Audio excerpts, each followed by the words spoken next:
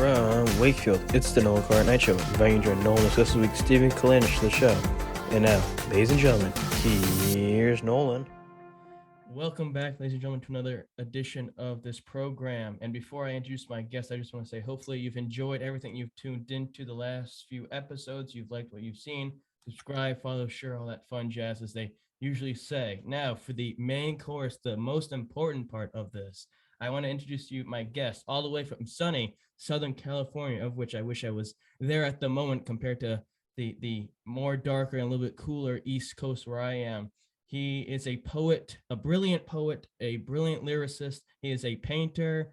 He is known for his work with P.F. Sloan. He is known for his work with the Beach Boys, for Marilyn Wilson Rutherford, for Diane Rovell, our cousin, Mary Wilson. The list goes on, and deservedly so.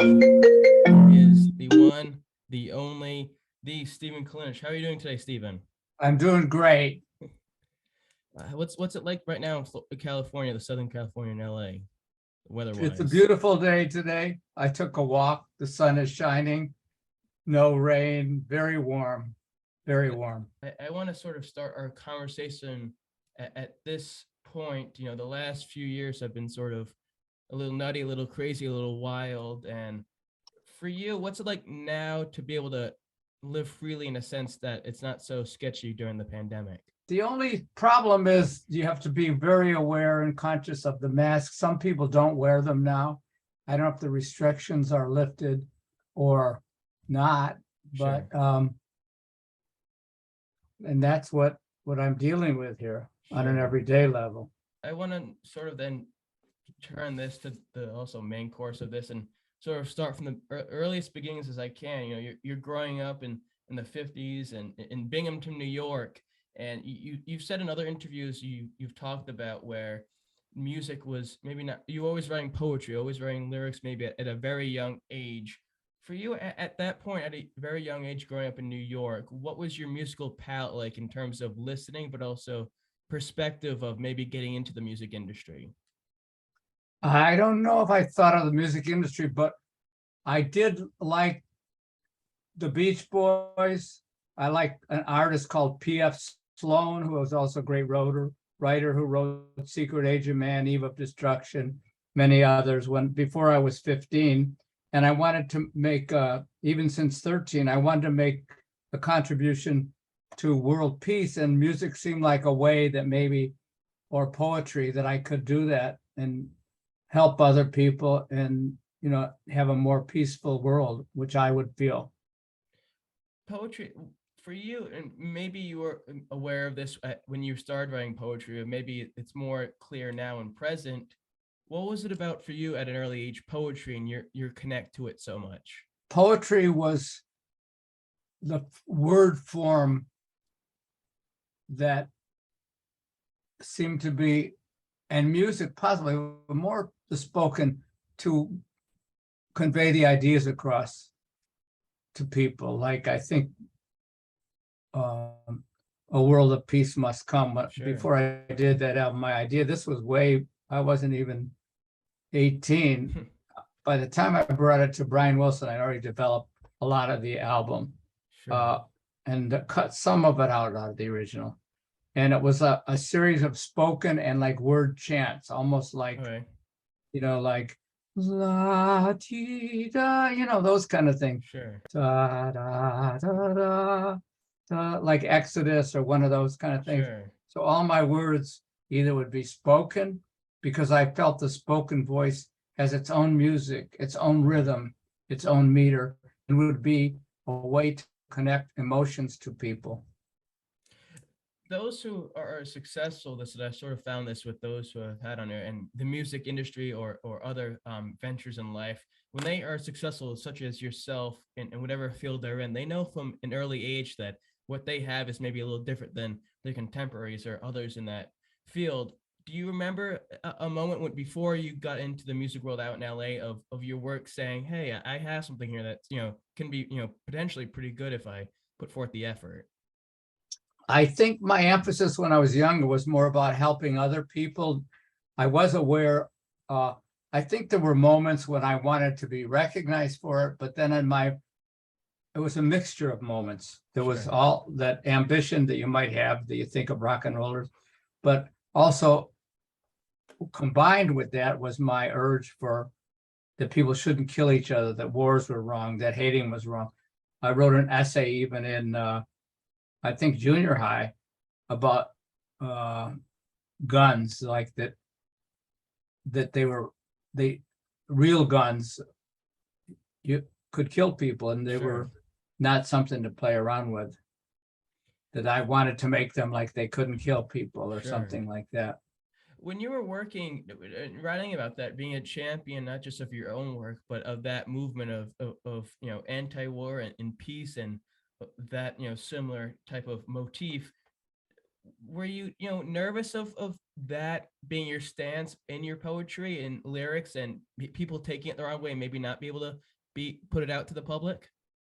Well, a lot of people thought it wasn't commercial or, that you need more of a beat or more of a catchy, Sure. like a Motown or another kind of a beat. So I had some fear, but it was more pathos. But I also liked the rock and roll, like the Sure. Rolling Stones and those kind of things. It's like torn between the peace and also wanting to, good love, you got to give me some or whatever of the feeling of rock and roll. Sure. And some of my songs were like rock and roll. Like, I did one once, Brian always liked it, but it was like, this is when I'm younger. It was like did you ever look at me through a window pane? Did you ever try to love me? It's kind of almost like rock and roll. Sure. Did you ever reach out to a heart in vain? Sure. Did you ever try to love me? So some stuff like that you could Sure. probably relate to. Some were strangers to each other and to every passing day. Life out of rhyme. Life just never went my way. Dark faces of the night who could never see the light. Did you ever try to love me? Stuff like that. Sure. This is as a teenager still. Sure. And then I'd have funny ones too. You said, and it was in that the movie that you made that you sent to me a little while ago from I think it was 2008 or whatever, where you're driving, you're sharing your story, and you talked about the California, the majesticness of California, wanting to get there and be part of that world and get into the business there. For a boy growing up and being into New York, what was the attraction to LA at that point? I think wanting to be more known with my work, to get Alright. more people into it, maybe to get on records, become like the next. Well, I was a contemporary about Bob Dylan, so I was a contemporary of the Beatles. I wasn't after them. I was in that period, the time I wanted to like be accepted by that group. I would imagine myself. I know it sounds weird, but I'm going to be honest with you. I would imagine myself as a teen of like that I'm on the Ed Sullivan show. I wasn't, but I was on. And then later I met Ed Sullivan. My father knew him, and all these things. But I imagined myself here. I was broke, maybe working at a gas station or something. But I'm in my mind, I'm up on Mulholland when I first came out here, and I have these illusions of grandeur that I'm reciting, and all the people in the world are listening, like Sermon on the Mount or something like that. So that poem I wrote that's on World of Peace, you got to hear it. There's different versions, but I'm going to go back. So here you are. I probably was 13 or 14 when I wrote that. But at that time, this was my imagery. And now it's probably other people do it in the cartoons and everything. Candy Face Lane, it was called, or the Death of the Lower South. Candy Face Lane. Candy Face Lane below the gate is filled with only fright and hate, and has brought man to this terrible state. A candy kiss here, a candy kiss there. Words, no heart in them, nothing but air. Below the facade of the candy face lies the destruction of the race, of all mankind, looking so desperately, hoping to find in the candy-filled dream a glimpse of the real hush of the scream, souls shattered, beginning to shout, candy face, the sugars run out. There's no peppermint left, no chocolate to spare, only mankind filled with despair. The nuclear age of violence and rage waits for a great, wonderful sage to turn history's page. When will it stop? Will the Candy Lane cow be butchered to death with his brother, or how will he strive in a Candy Lane way to reach its last gleaming ray, a love that is real, a love that is kind? And I started out Candy Face Lane, all this imagery. People are living in gigantic peppermint sticks, driving little gingerbread cars. This is way before the Beatles. Sure. And the whole world like crumbles to the ground, that all the candy melts and dissolves, and we're left bare and naked with the self. This is Vietnam time, before 65 when I wrote this. Then when I brought it to Brian, I think it came out 68, but I already was doing it. And you can see those images, right? Little gingerbread cars, people driving in them. It's almost like, what would you do if you sang out of tune? But it wasn't, it was mine was a little heavier. And that was as a teen. So I was already between juvenile delinquency on one hand and trying to be a peace lover. I was a complex young man, always getting in trouble, but I did like getting attention, Sure. or pulling the girls' skirts at lunch, or whatever I would do. I mean, I was a little mischief. Once 5 or 10 girls got together and chased me up a tree when I was in like kindergarten or first grade. I'll never forget it, because I would be really teasing them. And, it was like not like hurting anyone, but doing silly pranks like that. Getting us close to the line before stepping over the line. Yeah. Do you ever think though, like, because in that movie that you sent me of yourself and the people who were filming you, you talked about coming to LA, then, or California, then going back, then finally making the transition here. Do you ever think of what the trajectory would have been if you didn't come back to LA and you stayed maybe in Binghamton for school? I don't think of it much, but I know it. I could be still there with a regular job, but that just wasn't for me. I couldn't even stay in college. I had to get out, and I love reciting, but it's weird. Instead of picking a guitar like most kids, easier access, I decided I had a little guitar, a 4-string guitar, which was a 6-string, but I dropped the 2 bottom strings because I didn't know how to use them. So I used the top 4 strings on World of Peace. That's something they don't talk about much. I played that guitar parts on Lonely Man the Realist is me. Da, da, da. That's me. So it was self-made. I really didn't know. Carl gave me a Framus, I think of that Framus guitar. And then someone stole it along the line, or I loaned it to someone, they never returned it. I wish I remembered who. I'd go after them. I mean, not to hurt them, but I'd get the guitar back. Sure. So somebody has it, whether they know it's the one or not. So ask me a question about that. Yes, I hitchhiked across America. I love America too. That's the difference. I'm not, even though I'm anti-war, I love America. I don't see a contradiction. And a lot of the people want to say, I hate America. Well, there's bad things in America. Exactly. But I love America. Sure. We do a lot of wrong things. Separate America, the land, the grandeur, the people, from the political processes and systems. When I say I love America, I love the country, I love the land, I love the people. I do like the Constitution that gives people equal rights and like that. Exactly. But the parts that have been manipulated, I'm not for that. Sure. So there's no contradiction in being anti-war and loving America. Very true. Well, and there are times maybe when you do have to defend your borders. I'm not. So I even did a poster once, which was very controversial. You might have seen it, Fight for Peace. And I got a lot of static for it. BS. I had a Uzi, and on the gun it said Fight for Peace, Peace Poet. And here I am with an Uzi like Sylvester Sloan, but a huge one. And that was the cover. It was downtown LA on a wall. They finally ripped it up. It's up for 6 months or a year.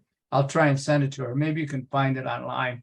And Cyril Hellwine did a picture, and they blew it up on a wheat paste like the billboard, like the graffiti artists do. So I've had a couple of illegal ones up on graffiti wars, and and that was very controversial. A poet who's talking about peace, but he's showing a newsie. My thing was, you have to fight as strong for peace, not just with guns and what, but you have to fight as strong.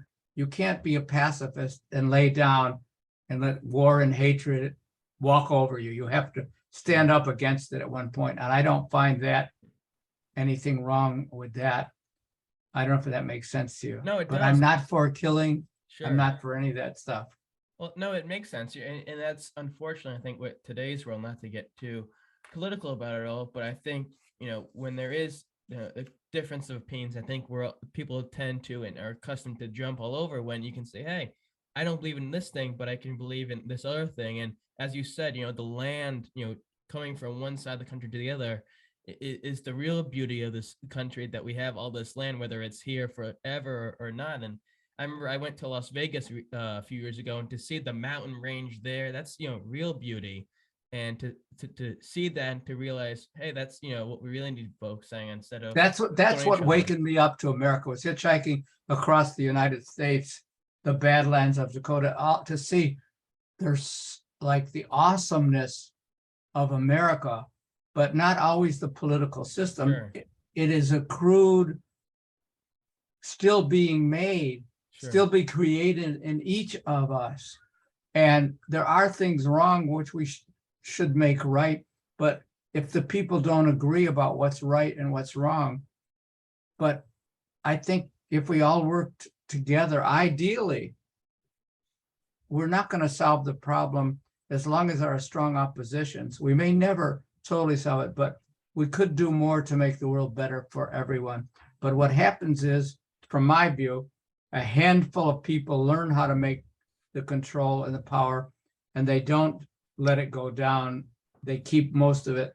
So that's why 3% own all the wealth in the world, or what, 5, I don't know. Someone can change if I'm wrong on percentages.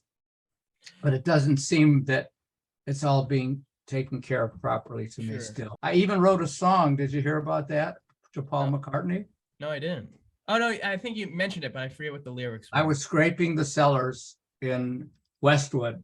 Yeah. I was married, scraping the cellars of now I wouldn't do it. The asbestos off the pipes. We didn't know how deadly it was then. So I didn't have a mask or anything. I was a early 20s, and I was a busboy at Monty's Steakhouse, even after I wrote Little Bird. It's funny because, so I wrote this as I was scraping the cellars. You're going to like it, but I never sent it to him.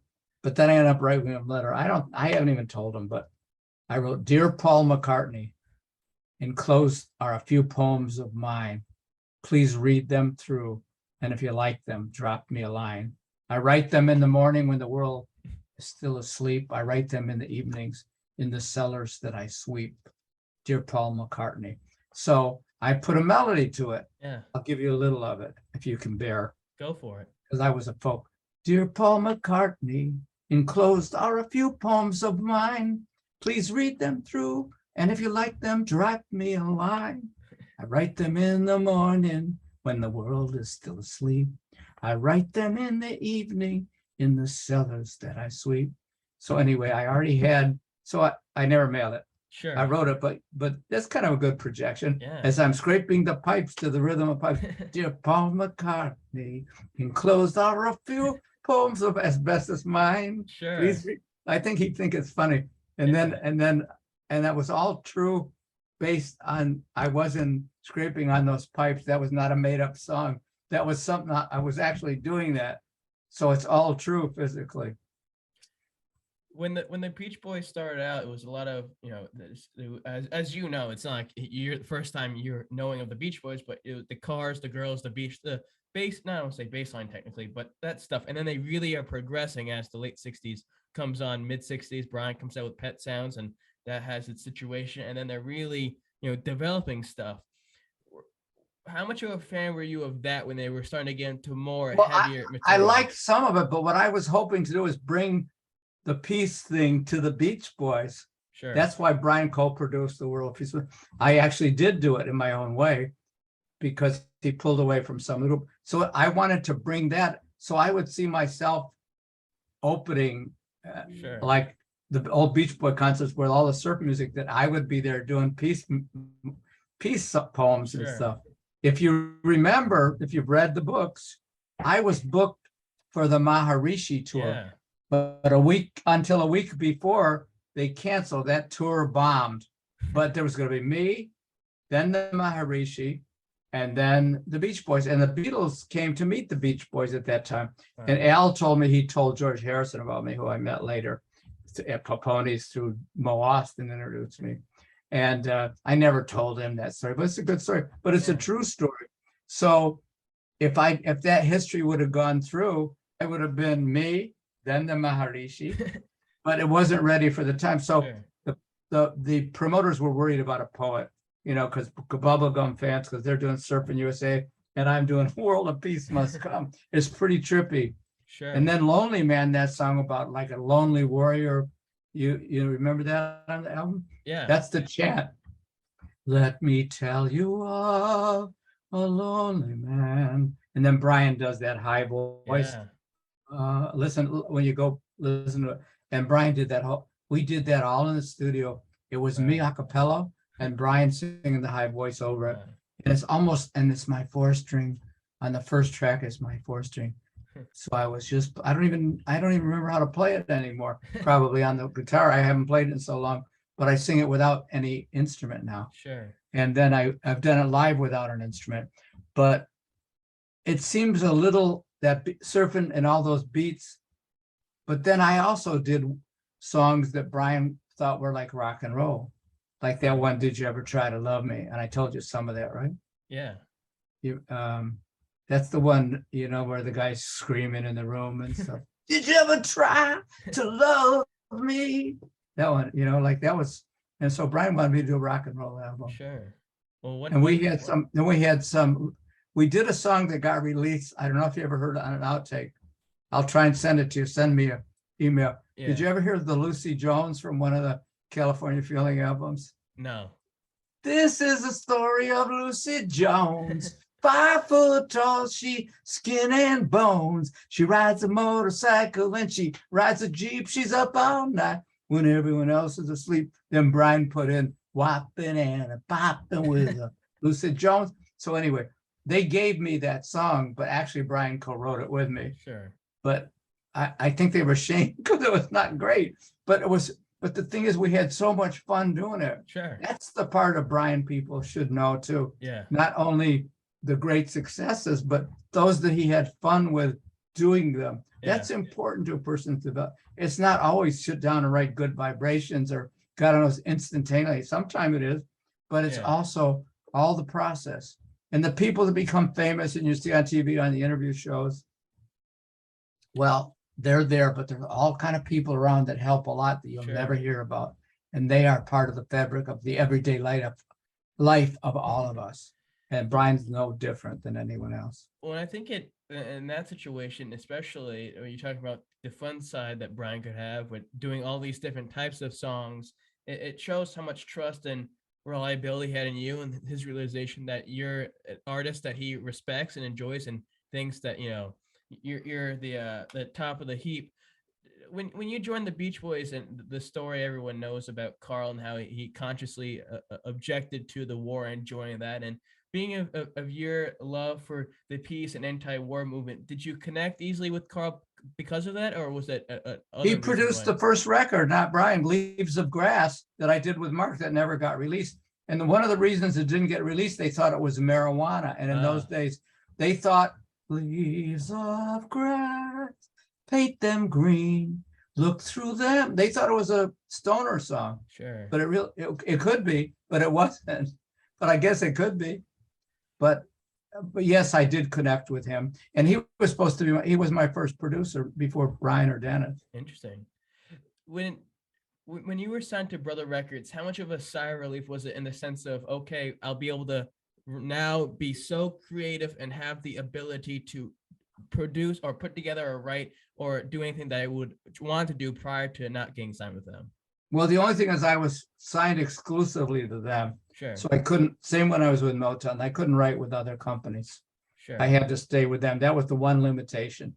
So if you were Van Morrison wanted to write with me, the Motown or Beach Boys would say, no, he's our writer. They might loan you out, but they probably wouldn't. They kept it. They owned the rights to produce you. You signed that in your contract for, in those days it was 3 or 4%. And then you got so much on the publishing. If they didn't want to take all of it, you got so much on the writers. I guess it's still like that. A piece you talked about working with Brian, and you're also known for working with Dennis on two of the greatest Beach Boys songs, Little Bird and why is it dropping from my mind, Stevie? Be Still? Yeah, Be Still. Working with Dennis for those two great songs. Did you have goals of working with the other members of the group when you were there, or were you just happy? Mostly Brian and Dennis. And I didn't know about Dennis first, but when he and I, we really hit it off. Sure. We were more like buddies. I never was like an employee, even though I was considered one. I never was. I was more like, it started right away with friendship. Sure. And Dennis and I would go have breakfast and do everything together. There's some people from back then, they came a little later. All the people, Boyd and the people now, they were all later. Sure. It was Brian, me, Carl, Dennis, but there were none of those. Arnie Geller, Steve Korthup. Then later came the people, that all act like they were the first ones, but they really weren't. Sure. But then came some good friends, different people, different collaborators. Sure.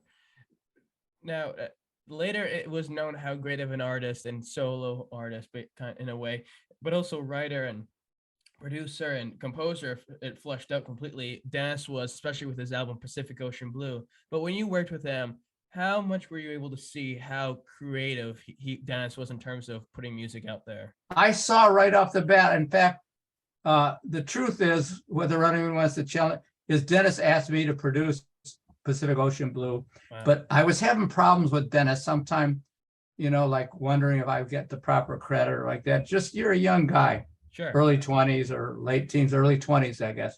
And so I wasn't totally trustworthy. But what I found out later in life is that even though I suspected them, they were still the best of the bunch. Of all the record companies were, taking over artists, and they ended up, doing well, but the artists all didn't do well. Sure. And now it's become less about the artists making money, more about the record companies making money. When you worked with him, what was, I've heard the story and you shared it elsewhere about how you came to put together Little Bird, which I'd love to hear again, but writing with him, I'm sure it is different maybe with Brian in terms of what they're putting out and with you. What was your goal, or at least your benchmark you wanted to reach with Dennis when you were writing with him? I was letting it unfold because it's very organic. But what happened was with Little Bird, the inspiration came, I was at 14,400, the story. It keeps getting rewritten, little no one says. It was in the mid-afternoon, the first time, and I was sitting at the piano, and I saw a little bird up in the tree. It looked like a robin with a red breast, and it was telling me the story. It dictated to me how creation began. And it just came, the little bird up in a tree looked down and sang a song to me of how it began. The trout in the shining brook, that came out, gave a warm and loving look and told me not to worry about my life. And then I had parts that they left out of that. Sure. Before things become real, they are first in your mind, a love thought. Throughout that part didn't make the song, but I still do it sometime when I recite it. Sure. Because before, like Little bird up in a tree looked down and sang a song to me of how it began. Then I had a voice echo, which got how it began. In other words, if I could understand the first line of Little Bird and Be Still, which I got the idea from the Bible, as you probably know, I would have the answer all life. I wouldn't have to, that one answer is, if I knew how the bird sang a song to me of how it began, meaning the beginning of the creation of solar systems, planets, energy systems, any galaxies. That's a heavy duty and that simple song, but I was in my mind. Exactly. So I was, and the trout in the shining brook of living things in the water. that sets the tone for Wales and all kind of fit. I mean, like I didn't have to say that, but do you understand? It was like a microcosm Sure. of whole Yeah. galaxies and worlds. So that simple lyric came to me. It was like, I would say, from God or Yeah. grace or divine love, if you guys don't want to call it God, whatever. Sure. And that's still the source of all my music. Sure. And it partially belongs not just to me. And when someone buys part of it, they don't really, they just own rights on it, but they don't own and Dennis came and added the music Sure. to it. And then Brian added a musical bridge. I didn't see him do it because he didn't claim credit for many years, but Sure. it was him on the Where's My Pretty Bird. The melody to that section was Brian. Dennis, not Dennis. Dennis was the rest of the song. Sure. And I don't want to, be too emotional here, but you mentioned with Dennis, you'd go out to breakfast with them, you'd eat with them. You talked about how you talked in another conversation where you put together lyrics for Little Bird, then went home, and then you did stuff, and then he called you later that night with the musical aspect, the instrument part. But what was it like for you separating the musician part of Dennis and then being a friend, Dennis the friend to you? Well, we didn't, it was more like a collaboration. Even when the melody came out, I was there. And he said, I don't like this word. He didn't like the word strife, but that's in the original. Free from strife, free from toil, free from chains that hold me. That part got left out. But so a word might tick him off, but when we worked together, he would see the lyric and be inspired. The melody came out of the lyric. He didn't do a melody and say, put music to it. Not with me. I didn't do one song with Dennis that way that I remember. With Brian, I did. A Friend Like You, he gave me the melody first. Okay. But most of the songs, my way of working with Brian and Dennis, and most of my collaborators, was me doing the words first and then putting finding a melody within those patterns, or asking me to change something. Sure. Later, I got collaborators that they want to say on everything. Sometimes they're right, sometimes they're wrong, but I learned not to argue with them because one word is not going to break. And some of them don't realize they're attached to their ego. And I had to realize when I was and when I could.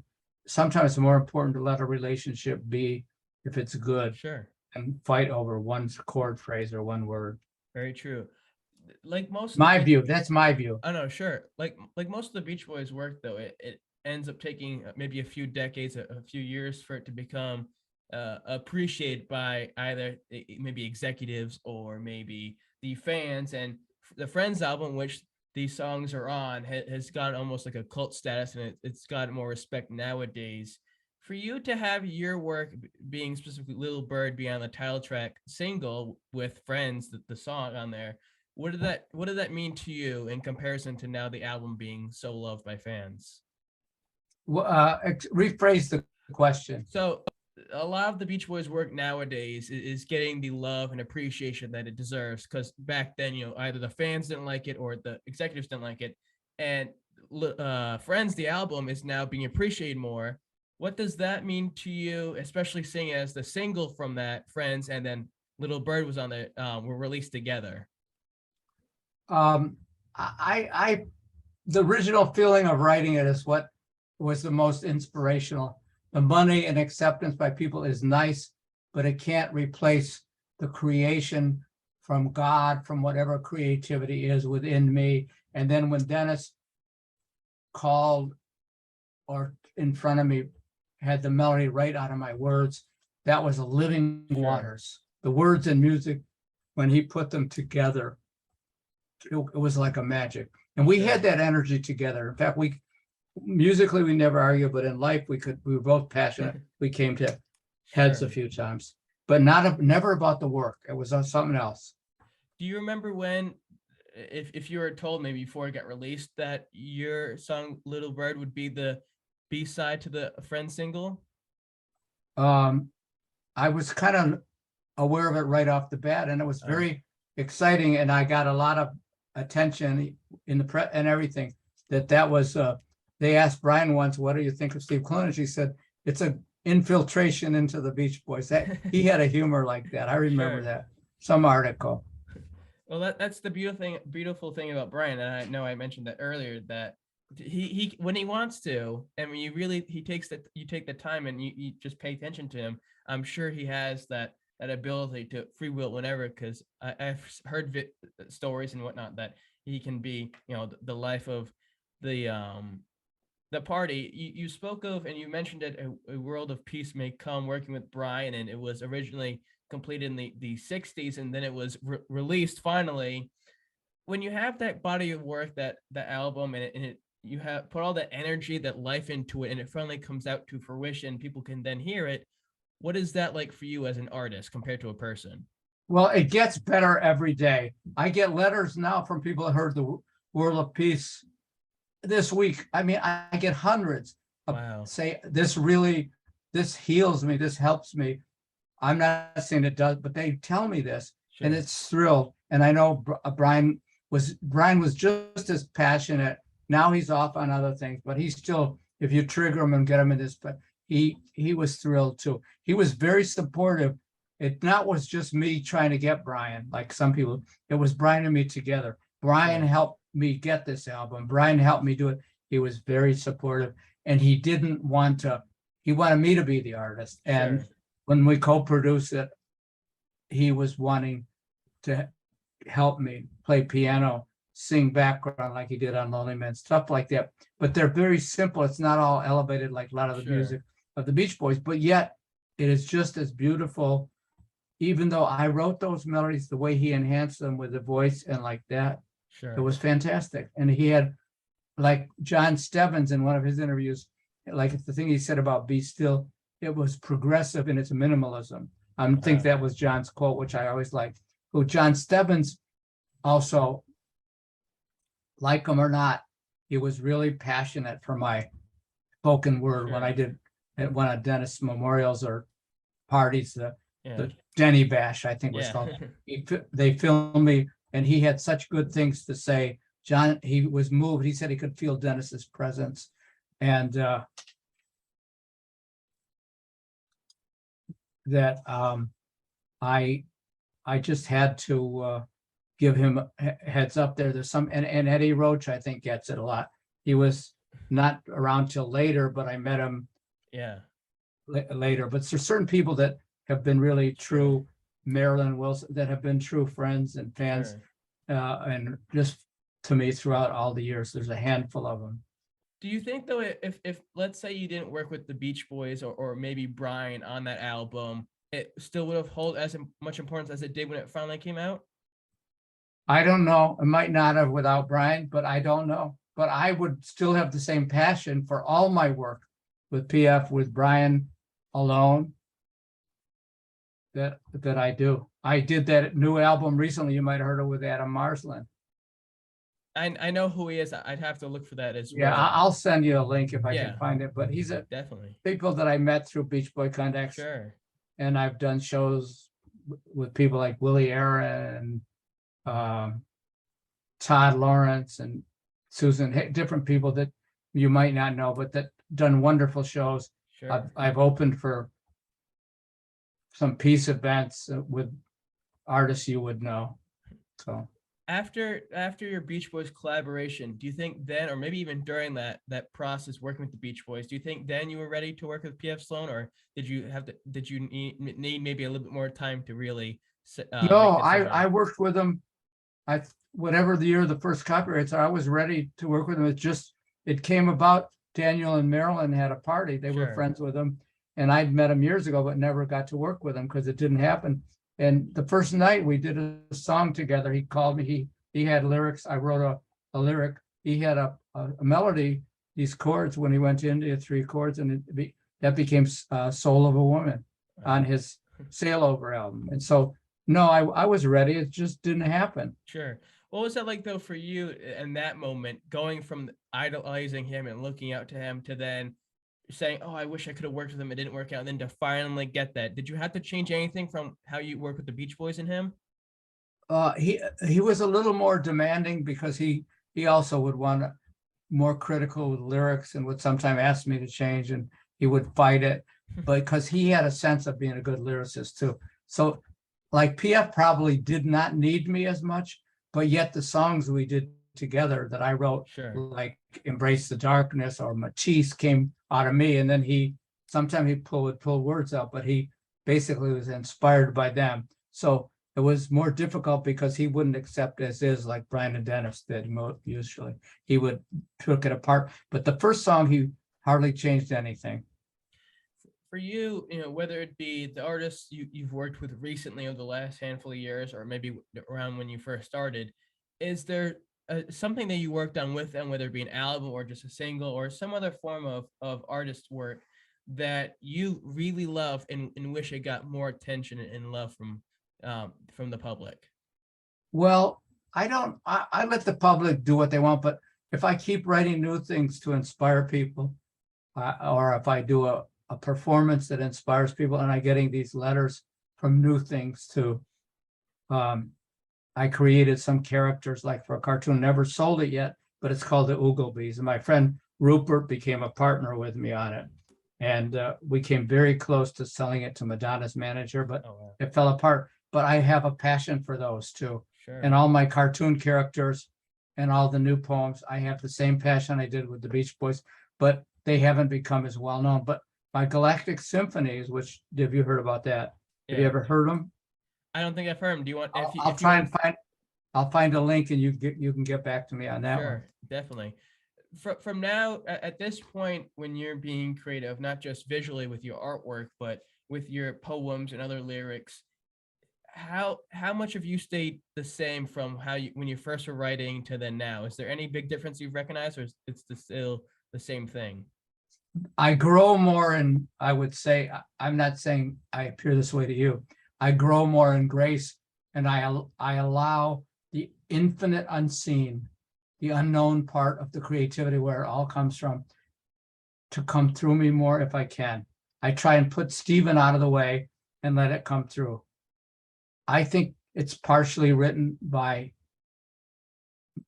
I don't want to say a higher self, but by a grace that runs through all beings. Call it God. If you don't want to call it that, call it the flow of life, the river.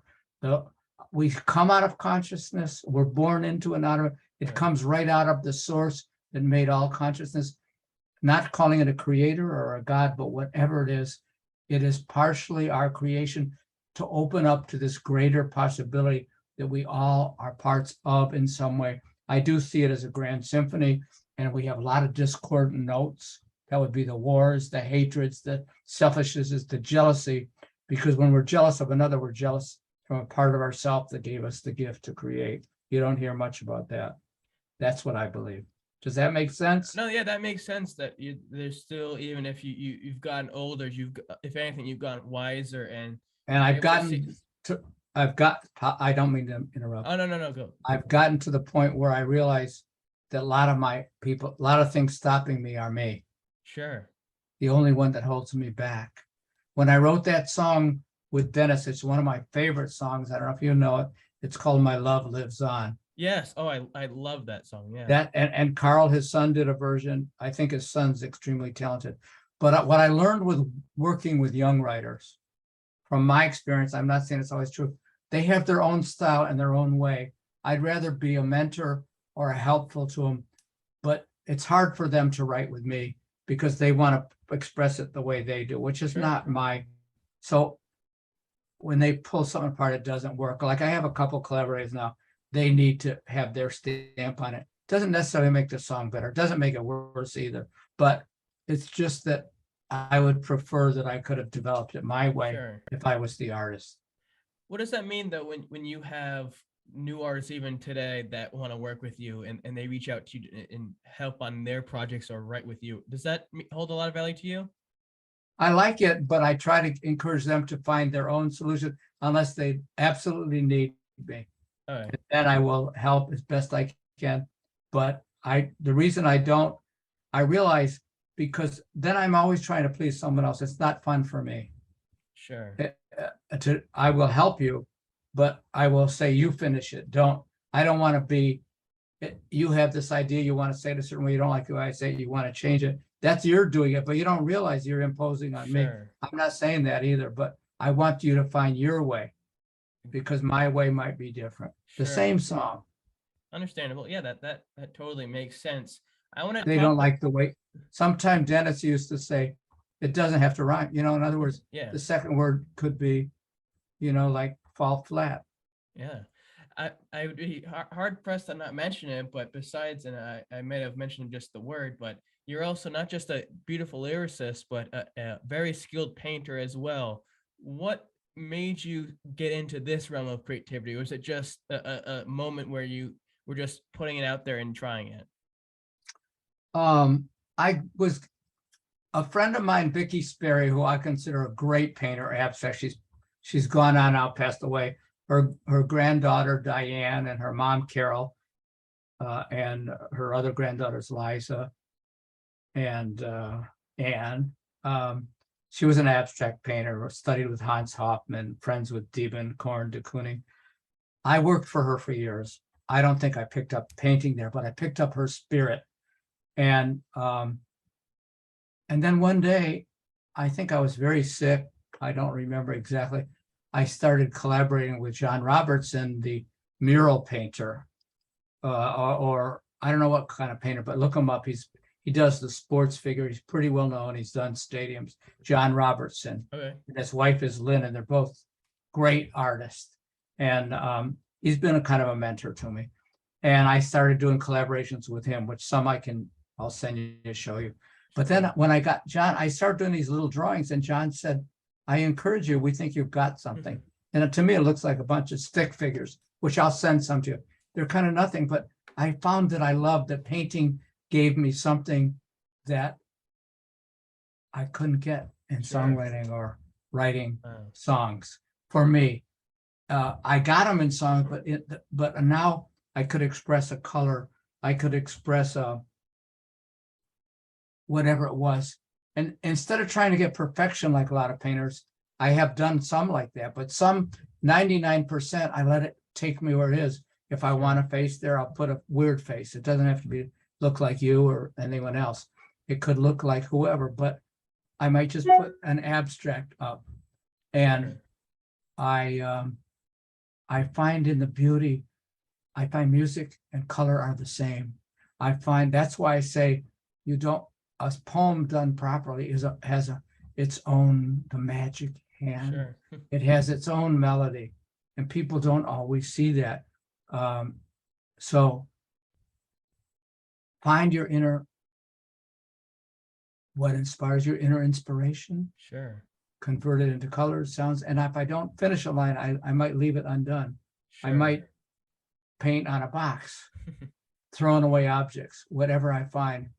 And I find an inspiration, but does it have to look perfect like a child or like a skunk or like a tree? No, it could be just inner feeling. It could be little faces that some people are scared of or don't like, but it should be genuine. It's a good way to express yourself. You can make shirts, you can do things. You don't always have to sell everything. Sure.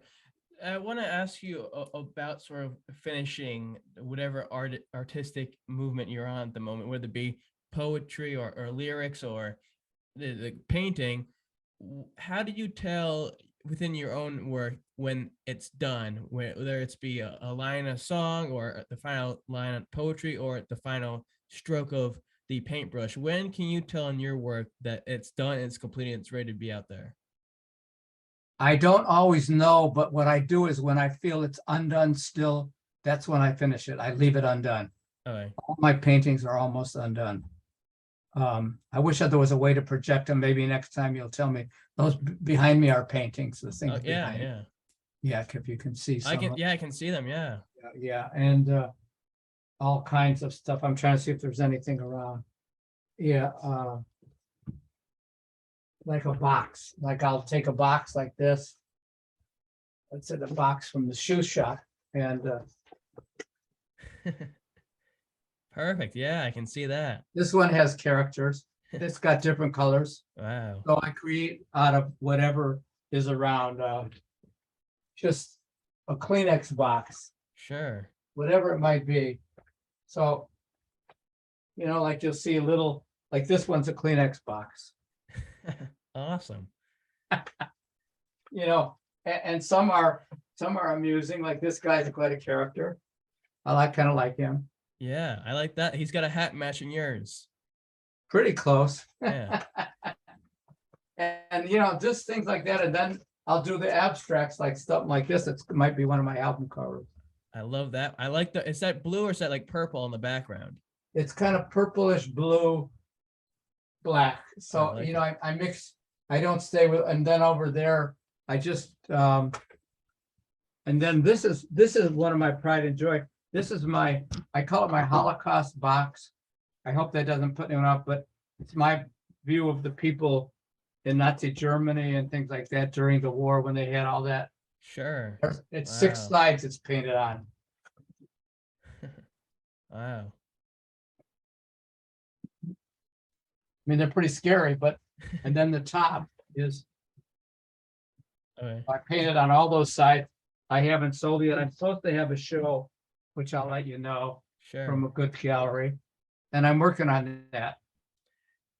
Besides the painting, which you're good at, you also, I can tell, not just on your hat or other than shoes, I've seen you, but on those boxes as well, a plethora of hats. What was your attraction to the collection or different hats that you have? Was it just? I just got into it all of Yeah. a sudden. In fact, well, one time, I don't want to tell too much, but Brian and I were going to an event, and someone else told him, tell Stephen not to wear his hat because he gets too much attention. I'm not going to say who. So he said, Brian said, don't wear your hat in there tonight. We were going for a screening or something of his.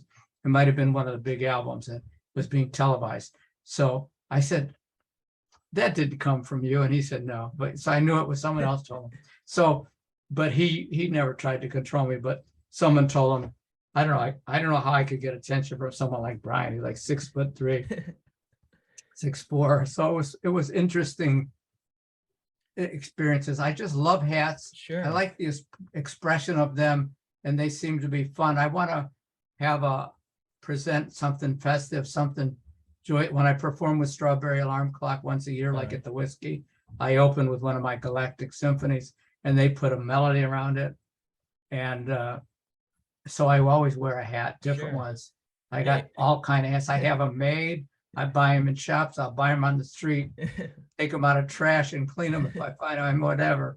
I'm not picky. What someone else's trash is another man's dollar, or whatever the saying is. So good on you for that. Before we end here today and end with the little segment I have, I want to say again to you, Stevie, thank you again for setting the time aside and being patient and doing this. It truly has meant a lot. I want to end on a segment called the One Word Challenge. What this is, I'll read out a few names or places or people that have some connection to you, and you have to do your best to say a word or two or a sentence that best comes to mind if you're up for the challenge. What do you mean? I'll say like a name or like a place of a city, and then you'll like that connection to you. So let's say LA or Binghamton. You'll just have to do your best at whatever comes to mind. Or whatever word comes. Yeah. I'll try it. Yeah. First one, Binghamton. I love Binghamton. Los Angeles. Intense peace, realization, struggle.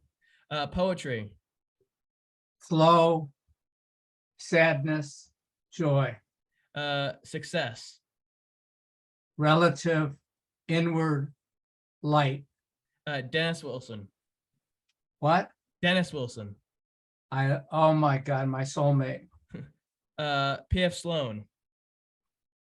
An angel in some ways. And last but certainly never ever least in this cosmic universe of ours, Stephen John Kalinich. Learning. Well, I have to side with you on that, my friend, because we're all learning out here and now during these times. It's better to have knowledge than to not have it. You're a great host. How old are you? 22. Man, you're fantastic. You got such good energy and light, and you're such a good soul. Well, I'll tell you this, I knew of the Beach Boys and that music and that sort of stuff, from an early age, listening to Kenny Rogers, Barry Manilow. Who did you like though yourself? Who do you like? Oh, I love the Beach Boys. Pink. I can like Pink Floyd. I saw Barry Manilow recently with my mother. How about your modern, the people around you, your age? Anything? Oh, my age, rap music and stuff of that nature, country, but I don't really, I like older stuff. I can listen to Frank Sinatra, Duke Ellington, but I can also listen to AC/DC or a band like Kiss. As long as it's got some years and a date to it, then I'll listen to it. Well, I'll send you some videos, and you haven't heard the Galactics yet, or you have? I'd have to. I'll listen to it again for sure. I'll though, send you the links if you couldn't, like you watch the movie. I'll see if I can find sure. something. And Well- keep in touch. And anytime you want me, I love doing. I like your energy. I don't like to do these things usually, but you're a great kid. And if you can ever figure out how I could hear your volume more here, Yeah. maybe write to me and tell me what I might look for here if I have something unplugged. I hear you, but Yeah, it's sure. faint. It's not coming loud. Sure. Maybe it's not going through my speakers. Yes. Well, for all those out there who enjoyed this and like tuning in, listening to, viewing this, do myself a favor. And when Stephen gets his Grammy Award for his next great artistic piece of music or some art award for his artwork, you'll want to say, oh my gosh, you should subscribe at that point. Follow us on Twitter and on Instagram. In the words of the Dean of Tonight Show and Talk Show, Johnny Carson, a visual, heartfelt good night. Till next time, take care.